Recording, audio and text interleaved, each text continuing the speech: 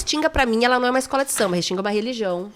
Porque a Restinga, ela não é só uma escola de samba. Ela conta a história de um povo que se tornou Restinga por ter ido pro extremo sul da cidade. Ela conta um povo que saiu do centro porque tinha que sair aquela quantidade de pessoas pobres e negras do centro da cidade, muito próximo da Ilhota, que aí é uma história muito próxima com a história da Imperadores do Samba. E essa é uma história que me encanta, que eu ainda tenho um desejo muito grande de falar sobre essa história do Estado Maior da Restinga, que sai do centro e da noite pro dia aquelas pessoas são colocadas na boleia de um caminhão para ir pro extremo sul. Eu falo um pouco no meu livro A Cor da Esperança, porque para mim é a história mais rica, a história de um povo, de uma população de bairro mais rica que tem. Eu me emociono quando vejo aquela história das pessoas. Assim, eu vi depoimentos de pessoas que chegaram lá, não tinha luz nas ruas, não tinha luz, nada, se guiavam pela lua de noite e tal. Então, muita admiração pelo Estado Maior da Restinga ainda. Então, eu entendo um pouco até. Eu acho que essa identificação... Eu sou assistente social, né? Sim. Então, essa identificação com questões sociais, com causas sociais e essa força que a Restinga tem, até de ser brigone, porque é mesmo, eu falo, e é de verdade, ela faz parte da história do Estado Maior da Restinga. Ela faz parte das pessoas que moram no bairro. Pois e essa era a pergunta da que eu queria fazer. Do local. É da identidade do local. Porque a gente sente na Restinga uma certa nacionalidade das pessoas. Né? Um bairrismo, né? Nacionalidade. Sou Tinga, e até com alguns. Sou Tinga e daí, quem gosta de nós somos nós mesmos, eles têm... Tinga, teu povo te ama. Né?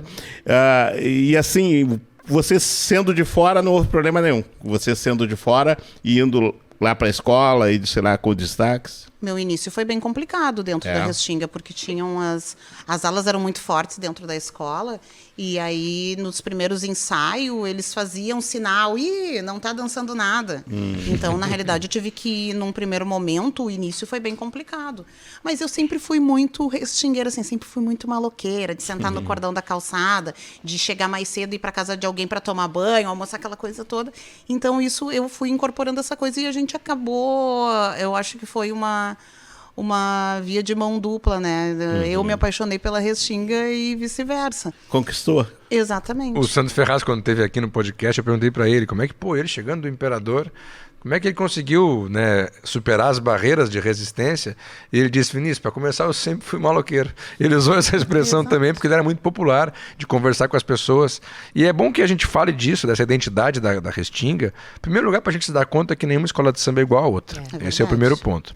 Em segundo lugar, quando você que torce para outra escola, daqui a pouco não compreende certa volume de paixão tão exacerbado da Restinga, daqui a pouco não entende o quem gosta de nós somos nós, mas isso aí parece uma mania de perseguição, mas a história da Restinga que a Kizzy aqui brilhantemente contou é disso, né? Claro. Eu até recentemente fiz um texto sobre o aniversário da Restinga e eu disse, gente, tem pessoas que chegaram no bairro antes do esgoto, da luz e da água. O vaso sanitário não tinham nas casas. Então por isso que eles dizem quem gosta de nós somos nós, porque o resto do mundo não nos gosta. E até ônibus, os primeiros ônibus que iam para Restinga e dali pro centro, eles passavam 2 ou 3 vezes ao dia e tu tinha que mostrar a carteira de trabalho porque tu ia para trabalhar. Não, e as pessoas tinham que marcar ali na fila com chinelo, alguma coisa, o lugar, porque senão não conseguiam de repente entrar no ônibus depois. Mas é justamente isso, assim, eu acho que realmente a história da Restinga é uma história de superação e eu acho que isso contribui porque também eu me lembro assim quando era criança o preconceito que era, né, em relação às pessoas. Sim. Qualquer coisa que não sei o que, tu é da Restinga, não sei o que, como se que fosse algo muito negativo morar na Restinga, como se fosse, pelo contrário, né? Era pejorativo. Pejorativo. Né? Pelo contrário, eu acho que as pessoas de lá têm que ter um grande orgulho até por ter superado tudo, passado por cima de tudo isso, e hoje é um grande bairro de Porto Alegre. Só falta uma coisa. Isso tem que virar enredo da Restinga um dia. Teve a superação, né? Não apenas contar seus carnavais, mas contar essa história. Acho que 2012... Sim, o enredo da superação, de um fim de samba. Que eles falavam, inclusive, né, sobre a comunidade, a força da comunidade. É tão forte essa questão que eu lembra que a Simone, passista, tinha sempre muita criança na quadra e ela dizia, se tu perguntar para uma criança da Restinga o que ela vai ser quando crescer, sabe o que ela vai dizer? Tinga. Pois é assim como forte como os colorados, como os gremistas, isso que eu sinto. Talvez a única, talvez, escola de samba de Porto Alegre. Claro que tem torcedores de outras que são, mas não é uma coisa geral, como na Restinga. Eu vejo como geral, assim. E tem uma questão de... Eles têm um orgulho muito forte, porque, de fato, ele hoje em dia, é tudo muito mais organizado. Mas tinha um número de pessoas muito pobres, com muitas dificuldades. Era um espaço é um espaço que constantemente tem que ter espaços sociais para que tire as pessoas... O Guto fala nisso, assim, de uma forma...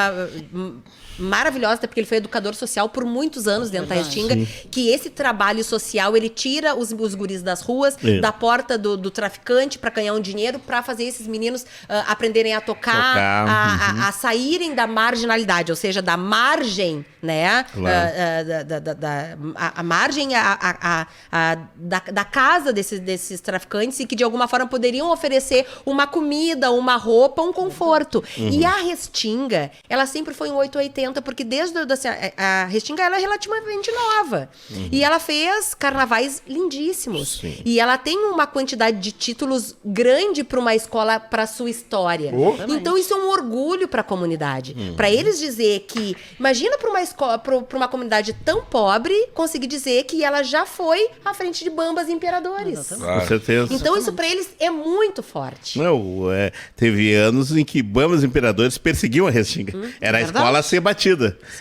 Né? Bambas e Imperadores se esforçavam ali para tentar ganhar da Restinga. E isso é a força de uma comunidade, que a gente sabe que a gente tem uma força muito grande de Bambas da Orgia e Imperadores do Samba. Mas são escolas assim como em Estado Maior da Restinga e Imperatriz Dona Leopoldina, que nós temos certeza que nunca vão acabar. Porque são dentro de comunidade, assim, a Imperatriz também tem essa questão da força da comunidade, exatamente igual ao Estado Maior. Eu lembro da brincadeira que eu fazia contigo e com a Jussiane, o Norte e o Sul. O Norte e o Sul, exatamente. O Norte e o Sul. Exatamente.